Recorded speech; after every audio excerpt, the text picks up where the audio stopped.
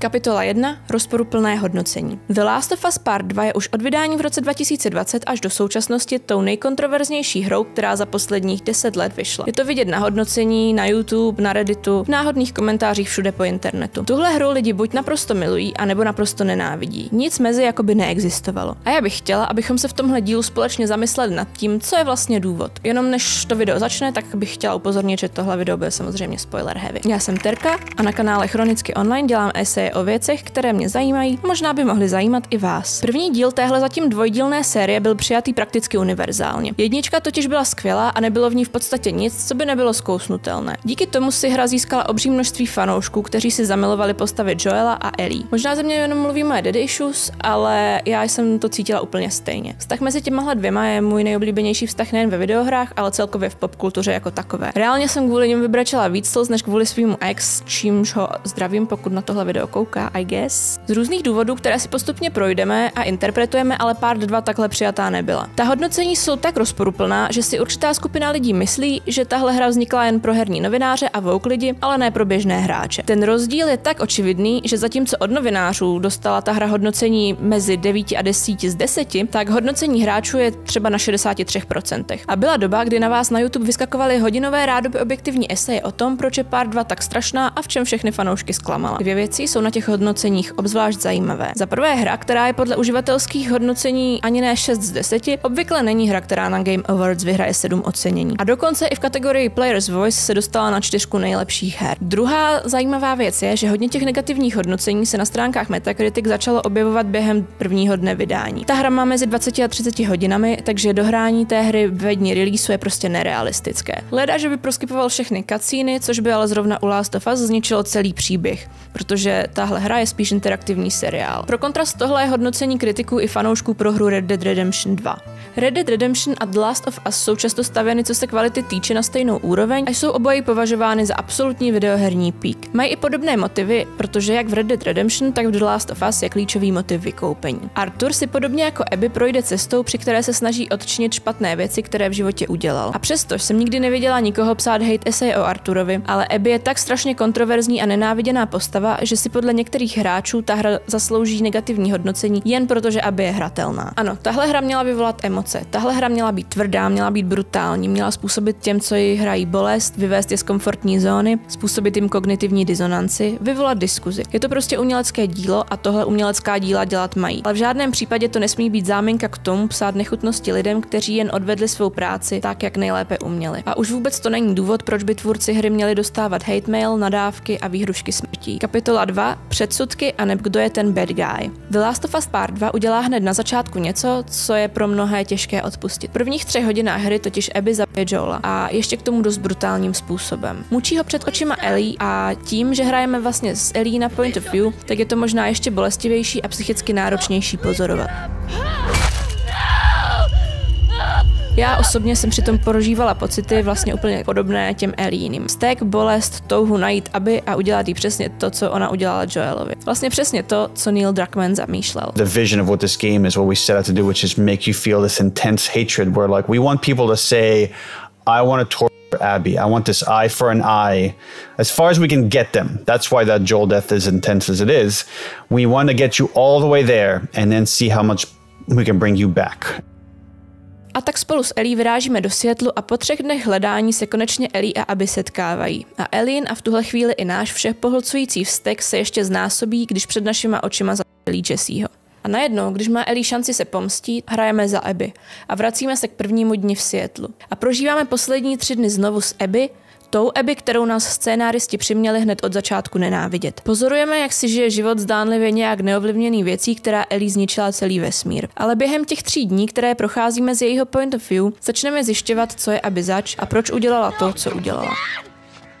Ani nevíme jak a vlastně s ní trochu soucítíme, začneme jí mít docela rádi a když dojde k oběma soubojům mezi Ellie a Abby, najednou přichází okamžik, kdy nechceme vidět ani jednu postavu umřít. Alespoň pokud jste dostatečně open-minded a vnímali jste hru tak, jak to Neil zamýšlel. Najednou si začnete uvědomovat, že dost dobře nemůžete nesnášet Abby, pokud máte rádi Ellie, protože ty dvě jsou jako 2 strany stejné mince. Jsou si tak strašně podobné, vlastně záměrně, že za jiných okolností by mohly být kamarádky. Ale paradoxně to, v čem jsou si nejvíc podobné, z nich dělá nepřátele. Vlastně je to taková paralela se skutečným životem, kdy to, co na lidech nejvíc nesnášíme, je často to, co sami děláme. A pokud tohle při té hře vnímáte, tak splnila svůj účel. Měla otestovat to, jak moc jste schopní překročit své vlastní předsudky. Pokud se vám je překročit nepodařilo, i přesto, že jste hru dohráli do konce, je asi na místě trocha introspekce. Co má Ellie a Abby ne? Že Abby pomstychtivá a krvelačná? Přesně to je ale i Ellie. Je to ten hrozný způsob, kterým zabila Joela? No, ale reagovali jsme stejně, když Ellie mučila a zabila Noru. Nedostatek empatie? No, ale co pak Ellie nebo Joel projevili empatii vůči lidem, kteří nejsou nejbližší přátelé a rodina? A nebo je to prostě proto, že je Abby svalnatá a ne úplně konvenčně atraktivní žena? Není možné, že byste reagovali jinak, kdyby vypadala víc jako Lara Croft? Reagovali byste jinak, kdyby vypadala křehce jako Ellie a ne jako osoba, která proměnila svoje tělo ve zbraň, aby byla připravená ve chvíli, kdy se setká s vrahem svého otce? Joel není v téhle hře bad guy, je to člověk, kterému ještě ve starém světě umřela žena, při Outbreak Day mu v náručí zemřela dcera, apokalypsu prožíval se svým bratrem, který byl jediné, co mu zbývalo, ale ten se přidal k Fireflies a v podstatě spolu přestali být v kontaktu. Našel si partnerku, jenže ta se nakazila a v podstatě před očima mu ji rozstřílela Fedra. Najde si vztah k Ellie, konečně se po 20 letech zase začne cítit jako otec, je ochoten pro její záchranu položit svůj vlastní život. A to jen aby zjistil, že jí Fireflies chtějí obětovat kvůli možnosti, ale vůbec ne záruce, že tím zachrání lidstvo. Zachrání, ale celé roky žije s tajemstvím, které když vyjde na povrch, zničí jeho vztah s Ellie. You will never see me again. Mnoho hráčů si ho stavělo na piedestal a vzhlíželo k němu, ale ačkoliv Joel není bad guy, tak rozhodně není kladná postava. Bad guy není ani Ellie. Svou první lásku musela zabít, zatímco se před jejíma očima měnila v monstrum. Nemá nikoho, komu by na ní záleželo, dokud nepotká Joela, který je první člověk, který jí dá upřímnou, hlubokou rodičovskou lásku.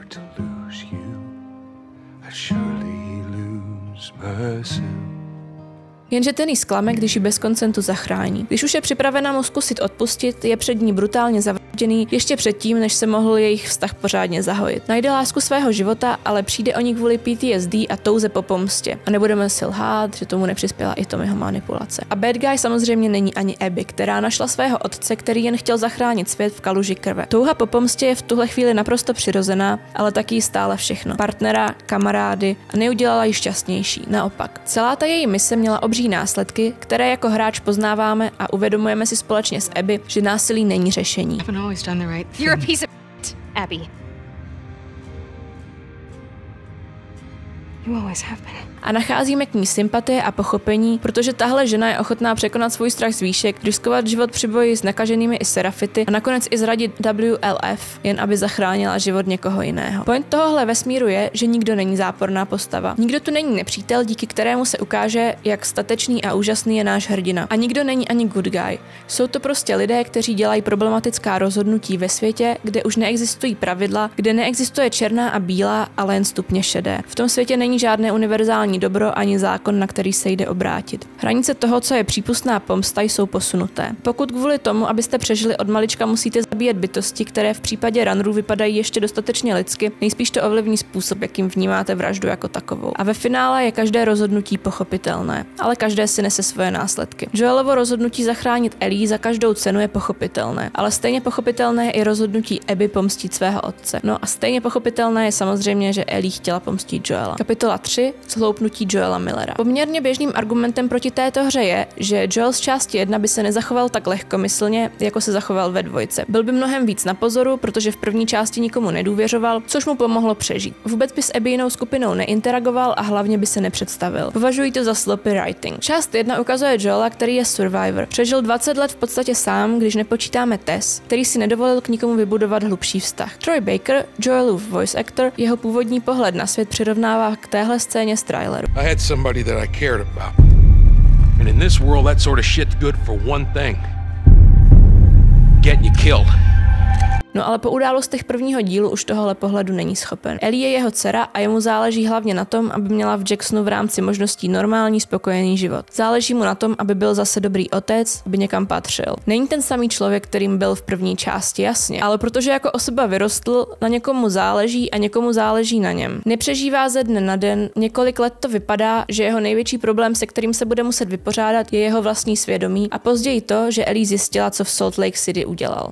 Making a vaccine would have A takovýhle život jakýkoliv instinkt přežití otupí. Do Jacksonu navíc během těch let, co tam žili, přišly další skupiny přeživších, kterým komunita v Jacksonu pomohla. A možná viděl Joel záchranu Abby a jejich skupiny tak trochu jako pokání za životy, které předčasně ukončil. Další kritizovaný bod je, že Tommy Joela a sebe představili jejich pravými jmény. Měli přece použít falešná jména, ale kdy během části 1 Joel použil falešné jméno? A i kdyby použil falešné jméno, co by to měnilo, krom toho, že by bylo potřeba přidat pár cutscene navíc? Abby věděla, že má Joela hledat v Jacksonu a jak dlouho by trvalo, než by jí někdo řekl, že Joel je Joel a ne John Doe. To by zbytečně protáhlo hru a ubralo by jí na dynamice. Já osobně mám navíc teorii, že Abby věděla, kdo Joel a Tommy jsou mnohem dřív, než se vůbec představili. Jasně, to je jenom moje interpretace a není o nic validnější než interpretace kohokoliv jiného, ale moje obsese touhle hrou by mi prostě nedovolila tohle video vydat, aniž bych to zmínila. Tommy byl Firefly a velmi pravděpodobně existovaly jeho fotky nebo nějaká dokumentace, ke které Abby, jakožto bývalá Firefly, určitě měla přístup. Důvod, proč si myslím, že je poznala, jsou cutscény z okamžiku, kdy Joel Abby zachránil před nakaženými. Při prvním playthrough je snadné si toho nevšimnout, protože Abby neznáme, ale po celou tuhle misi se chová úplně jinak, než jak ji známe ze zbytku hry. Jakmile Joel Runnera, který ji napadl a podá jí ruku, začne Abby zvonit v uších, jako by měla panický záchvat nebo šok. Mluvíme tu o Abby, která je podle slov Mel nejlepším Isaakovým vojákem a která je pravděpodobně nejméně jednou týdně v situaci, kdy ji od smrti dělí jenom krůček. I když holýma rukama bojovala s nejlepšími serafickými bojovníky, i když bojovala s Red Kingem, neměla takovouhle reakci. No a pak ve všech následujících cutscenách pořád Joela pozoruje, nespouští z něj oči. Já jako vím, že Joel je crazy hot, ale takhle o Katě bych na něj nezírala ani já, a to už je co říct.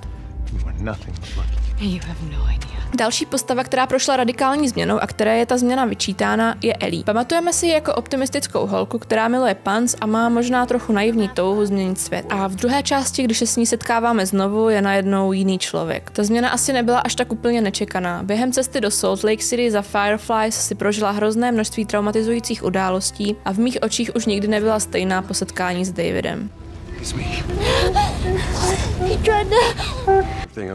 Yeah, I'm fine.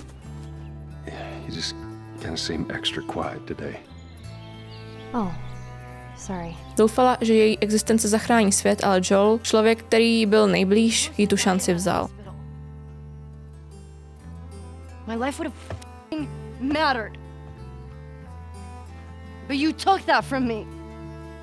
Kapitola 4. LGBTQ inkluzivita. A pak je tu Ellie vztah s Dinou. Něco, co v Ellie drží zbytky její lidskosti. Zbytky té holky, kterou si pamatujeme. Když Ellie v Seattlu v útrobách nemocnice učí Noru, aby od ní získala informace o Abby, přijde za Dinou a řekne jí, že o ní nechce přijít. Říká to, protože si uvědomuje, jak hroznou věc udělala, ale zároveň má pocit, že to udělat musela. Když vidíme Ellie v akci, je snadné ji vidět jako krvelačnou, bezcitnou ženu. A proto je tu Dina, která z Ellína nitra vytahuje zpátky tu červenající se, vtipkující teenagerku. Dina je někdo, s kým může být Ellie na chvíli šťastná a zapomenout na to, jak zlé všechno je. Vztah Ellie a Diny ale není důležitý jen z příběhového hlediska. Ještě mnohem důležitější je, co představuje pro svět videoher jako takový. První gay kiss v traileru, první gay hratelná postava v trojáčkové hře a tím LGBTQ+ reprezentace v téhle hře nekončí. Bisexuální Dina, Lev, který je trans, a když do toho vezmeme i Last of Us Part 1, máme tu Riley, Billa a Franka. I tohle je důvod, proč schytala tahle hra a ostatně i seriál takovou vlnu hejtu. Haters říkají, že Naughty Dog jen vychází vstříc woke davu, jsou příliš politicky korektní, chtějí vydělávat na wokeness a feminismu. Ne, chtěli prostě dát prostor lidem, kteří ve hrách normálně prostor nemají. Bylo to riskantní rozhodnutí, které je stálo řadu bigotních fanoušků. Kdyby jim tedy šlo o výdělek, šli by tou jistou cestou. Part 2 by byla o dalších dobrodružstvích Joela a Ellie. Pokud takové rozhodnutí, které udělal Naughty Dog, nějaké studio udělá, není to rozhodnutí za účelem naplnit si peněženku, protože zvlášť ve videoherním světě je queer menšina klidně menší než skupina bigotních lidí, které tím naštveš. Podle průzkumu GLAAD se 17% gamerů identifikuje jako členové LGBTQ+ community. Na druhou stranu 60% hráčů se přiznalo k tomu, že někdy někoho jiného v online hře šikanovalo a 43% z toho na základě sexuální identity. Abys udělal jako studio takovéhle rozhodnutí, musí ti prostě na té komunitě záležet. A přesně proto je tahle hra důležitá. Kvůli tomu kroku mimo komfortní zónu. Možná jak některých hráčů, tak studia samotného. Je strašně moc her, které reprezentují bílé heterotýpky, ale tahle hra je zatím unikátní ve své reprezentaci generaci méně standardních hráčů. Na rozdíl od ostatních trojáčkových studií se nebojí dělat kontroverzní postavy, protože můžete klidně vytvořit objektivně skvělou hru, ze které jsou videoherní kritici hotoví a vyhrává lecjaké ceny, ale jakmile jsou hlavními postavami queer lidi anebo ženy, které nepodléhají mainstreamovým ideálům krásy, hra schytá od naštvaných incelů negativní hodnocení. Chtěla bych se teď vrátit k Ellie a Dyně. Něco, co je na téhle hře důležité, je fakt, že láska mezi dvěma ženami tu není sexualizovaná. Není použitá jako fanservice. Nenajdete tam scény, kde se po sobě svůdně plazí dvě polonahé holky s velkýma prsama a kulatýma zadkama. Ta láska mezi nimi je nevinná a naivní a vlastně není zobrazena jinak, než kdyby to byla láska heterosexuální. Ellie není token gay charakter a zároveň fakt, že je lesba, není středobodem její identity. A stejně tak Lev a fakt, že je trans. Jeho identita je vyobrazena citlivě a s pochopením. A zároveň stejně jako u Ellie a Dyny, fakt, že je queer, není stěžejní bod existence celé jeho postavy. Protože stejně jako u lidí ve skutečném životě je to část jejich osobnosti, ale jen část. Jsou to v prvé řadě lidé, kteří prožívají nejrůznější věci, nejrůznější bolest, traumata a náhodou jsou kromě toho i queer. Nic to nemění na jejich motivacích a stejně tak by neměnilo, kdyby queer nebyly. Tahle hra je ale i přesto výborně didaktická pro cis lidi. I když to, že Lev trans není hlavní point jeho osobnosti, je to důležitá motivace pro jeho rozhodnutí.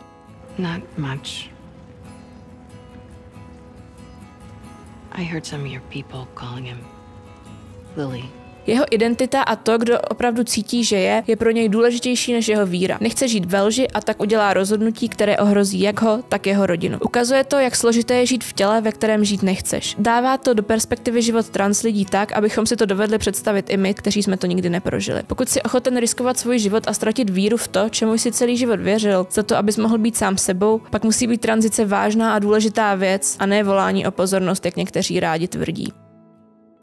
Apokalypsa neznamená, že queer lidi přestanou být queer a bigotní lidé nepřestanou být bigotní. To dokazuje postava Setha, barmana v Jacksonu, který má na Ellie a Dynu homofobní narážky. Ale dokazují to i serafité, kteří mají velmi binární pohled na svět a to, jak by měli muži a ženy vypadat. Obojí je součást queer zkušenosti, kterou je potřeba ukazovat a nepředstírat, že neexistuje. Nebylo by to fér a spíš by to škodilo, než pomáhalo. V mainstreamové popkultuře se občas setkáváme s queer lidmi, kteří jsou obklopeni chápavým okolím, které jejich queerness neřeší. To ale není realita a vede to k tomu, že někteří cis heterosexuální lidé věří v takovéto typické, co jim pořád chybí, vždyť se to nikdo nevěší, na co pořád dělají ty pochody. Je ale skvělé, že Last of Us ukazuje i to, jak by to vypadat mělo. Ukazuje bezpodmínečnou Joelovu otcovskou lásku. To, že je Ellie lesba, přijme naprosto bez mrknutí oka a nic to pro něj nemění.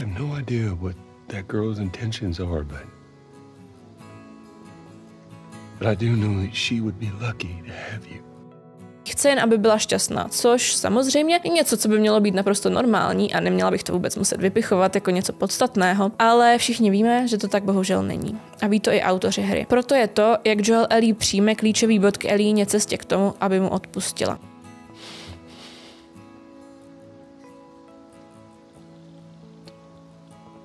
I would like to try. Stejně tak Jesse úplně v pohodě přijímá, že ho jeho ex opustila kvůli holce a s oběma je dál kamarád. Pronásleduje je do Seattlu, aby jim pomohl a riskuje kvůli nim oběma život. Tahle lidská verze zlatého retrievera nemá pochroumané ego kvůli tomu, že jeho ex miluje holku, ale prostě to přijímá, protože chce, aby byla šťastná. A pak je tu samozřejmě Abby, která když zjistí, že je Lev trans, tak to pro ní naprosto nic nezmění. Yeah. Do you want to ask me about it? Do you want me to ask you about it? No. Dál mu pomáhá, dál se k němu chová naprosto stejně. Dává mu prostor a čas, aby si o tom s ní promluvil až ve chvíli, kdy se on sám bude cítit komfortně. Kapitola 5. V časech nouze hledej světlo. The Last of Us Part 2 není happy game. Není to odpočinková hra, při které zapomenete na své problémy. To už jsme si asi vyjasnili. Není v ní na rozdíl od jedničky naděje a doufání v happy end. Už v prvních 3 hodinách hry je jasné, že vás nečeká během té hry radost, ale že budete celý zbytek hry prožívat tak akorát bolest, vztek a možná nenávist. Je to hra, která vás přinutí cítit tak autentické emoce jako žádná jiná, kterou jsem kdy hrála. A to říkám jako člověk, který těsně předtím hrál Red Dead Redemption 2 a myslel si, že nebude u hry brečet víc než při misi Red Dead Redemption. Některé okamžiky Last of Us ve mně zůstanou asi na pořád. Asi nikdy nezapomenu na tu intenzitu vzteku, kterou jsem prožívala, když Abby zabila Joela. Nezapomenu na ten smutek, který jsem prožívala, když jsem po Joelově pohřbu jako Ellie procházela jeho prázdným domem a brala do ruky jeho věci. Když v Seattlu Ellie poprvé vzala do ruky kytaru a pokusila se zahrát Future Days a zlomil se jí hlas.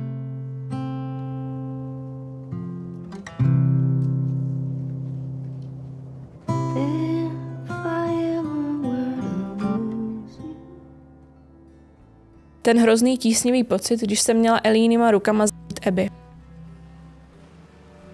Scénáristi a samozřejmě i herci v téhle hře umí vzít ty nejmenší okamžiky a přinutit člověka intenzivně je procítit spolu s postavami. A to je pro mě rozdíl oproti jiným hrám. V Red Dead Redemption jsem byla smutná kvůli Arturovi, ale tady jsem byla smutná, naštvaná a zoufalá spolu s Ellie, spolu s Abby. Takže uznávám, že kritický point, že ta hra příliš depresivní, je validní a nemůžu ho rozporovat. Jedna z častých výčitek téhle hře je, že má zbytečně vleklý konec. Kritici nedokážou pochopit, proč Ellie Abby nezabila, když už pro ně obětovala vztah s Dinou. Když šla přes celou Ameriku, aby Abby našla. Proč teda nestačil ten souboj v divadle, kde se holky navzájem málem zabily? No jenže kdyby tam ten doopravdový konec nebyl, tak by nebyla ta hra úplná. Obě scény, kde se jedna druhou snaží zabít, jsou nesmírně důležité a ten čas mezi nimi taky. Bylo potřeba ukázat vliv PTSD na Ellie, abychom pochopili její motivaci Abby dál hledat.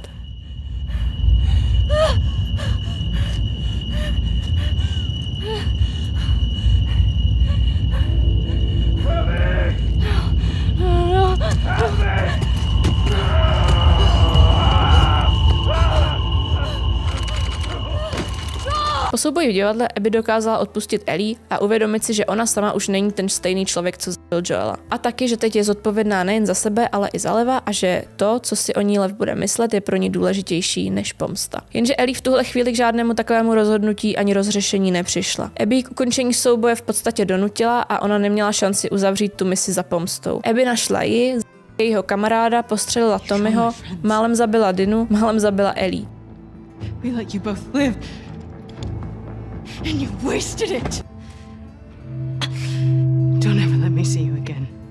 Tohle není závěr, který Ellie chtěla, tohle není pomsta. V tuhle chvíli jí nebyla schopná odpustit a nebyla ještě schopná vyrovnat se se smrtí Joela. Nedokázala se vyrovnat s tím, že mu sice odpustila, ale neodpustila sama sobě, že to neudělala včas, když ještě žil. I když mohla mít zdánlivý happy end na farmě s Dinou, pro Ellie by to happy end nebyl. Byl to život ve vesmíru plném bolesti a utrpení. Ellie dál trpěla PTSD, nemohla jíst, nemohla spát, nedokázala na Joela myslet, nedokázala o něm mluvit. Pro ní to neskončilo. Byla ke konci přinucena, aniž by dosáhla toho, co chtěla. Nedokázala Abby odpustit a nedokázala hlavně odpustit sama sobě. To přišlo až v Santa Barbaře, když ona byla ta, kdo vyhrával a uvědomila si, že jí to Joela nevrátí. Že tím, že je zesláblou Abby, neudělá něco, za co by na ní Joel byl hrdý. Obětovala by svou lidskost. Joel od začátku nechtěl, aby Ellie zabíjela lidi. Proto mu tak dlouho trvalo, než jí vůbec dal zbraň.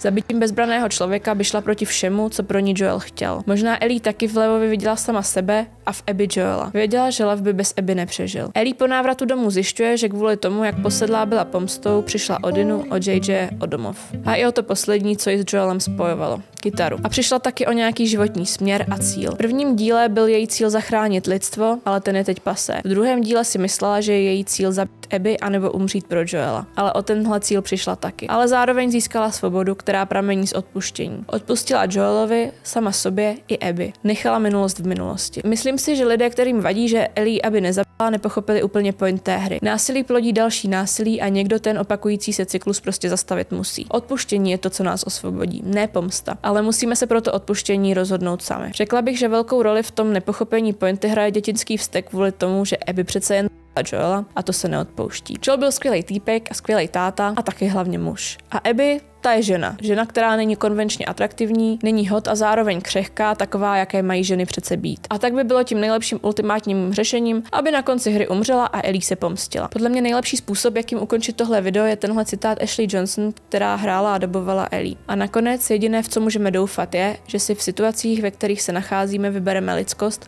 a pokusíme se udělat tu správnou věc.